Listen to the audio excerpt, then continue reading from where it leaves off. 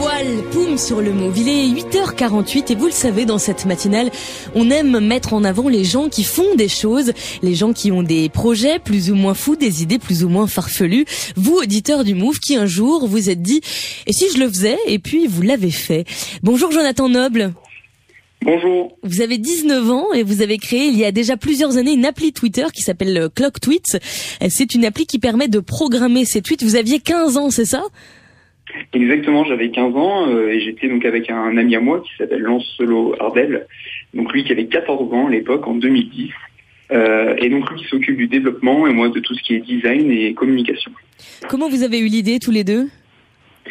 En fait, on en a eu besoin parce que j'avais un blog personnel et je désirais donc programmer des tweets lorsque un de mes articles allait sortir sur mon blog. Et du coup, vu que l'application n'existait pas, on a décidé de la créer.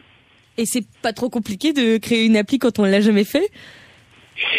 Si, mais on a fait ce qu'on a pu, on a fait nos recherches, on avait tous les deux un petit peu de compétences par-ci par-là et on a réussi au final à avoir quelque chose de très simple mais de fonctionnel.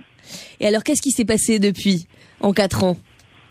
Alors en 4 ans, on a 16 000 utilisateurs, on a 1 440 000 tweets programmés par énormément donc d'utilisateurs comme je l'ai dit et beaucoup de grands groupes et c'est là que ça nous fait plaisir puisqu'il y a par exemple Radio France, Le Move, même vous, TF1, Énergie, France TV, Vogue, etc. qui l'utilisent et au quotidien et ça nous fait très plaisir. Ça veut dire que vous voyez tous les tweets qui sont programmés comme ça ou vous êtes juste entre guillemets l'appli qui les programme ? Alors nous, en fait, on est la plateforme entre l'utilisateur qui désire programmer son tweet et le moment où il va partir sur Twitter. Nous, en fait, on sert on sert à ça, c'est-à-dire qu'on va vous allez programmer un tweet et nous, on va l'envoyer. Donc oui, on peut les voir une fois qu'ils sont envoyés, bien sûr. Et vous en vivez ? Alors, non, pas du tout. Alors, on n'en vit pas du tout. C'est vraiment quelque chose pour le plaisir, pour avoir un petit peu de notoriété avant d'entrer dans le monde du travail. D'accord, pour pouvoir travailler dans ce milieu-là. Pour pouvoir travailler tout à fait dans ce milieu-là après. Donc, je ne sais pas si Clock Tweets va durer encore quelques années, parce que ça fait déjà 4 ans, je l'espère. Mais oui, pour travailler après, pour créer, pourquoi pas, de nouveaux projets. Parce qu'on en parle là ce matin sur le Move, parce que normalement dans cette case-là entre guillemets, on met en avant des jeunes projets, mais on en parle là ce matin sur le Move parce que vous avez envie de faire évoluer justement Clock Tweets. Tout à fait. En fait, on cherche et on est en train de finaliser la nouvelle version de Clock Tweets qui apportera beaucoup de nouveautés, car aujourd'hui on peut uniquement juste programmer son tweet.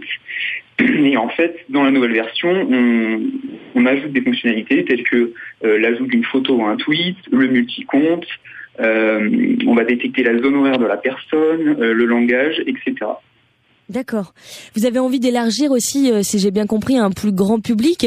Est-ce que vous pensez que les gens qui utilisent Twitter comme ça, des gens lambda comme vous et moi, est-ce qu'ils auraient un intérêt à programmer des tweets ? Alors depuis 4 ans, on a pu voir beaucoup de personnes lambda utiliser Clock Tweets. Effectivement, ça s'adresse principalement aux community managers, donc ceux qui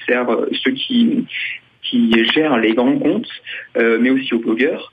Et ça peut servir donc à n'importe qui, par exemple, pour programmer son tweet pour le jour de l'an, pour Noël, pour un anniversaire, etc.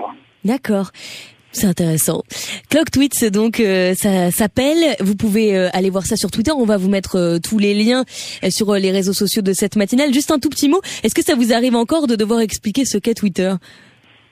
Oui, ça arrive totalement, vu que Twitter reste quand même un petit peu méconnu du grand public. On connaît Facebook, on connaît d'autres réseaux sociaux, mais c'est vrai que Twitter, c'est pas très clair pour tout le monde. C'est pas encore très clair, oui. Ce que c'est, c'est pas encore très clair. Non. Donc oui, ça m'arrive. Donc il y a encore pas mal de travail pour expliquer à quoi sert ce réseau social.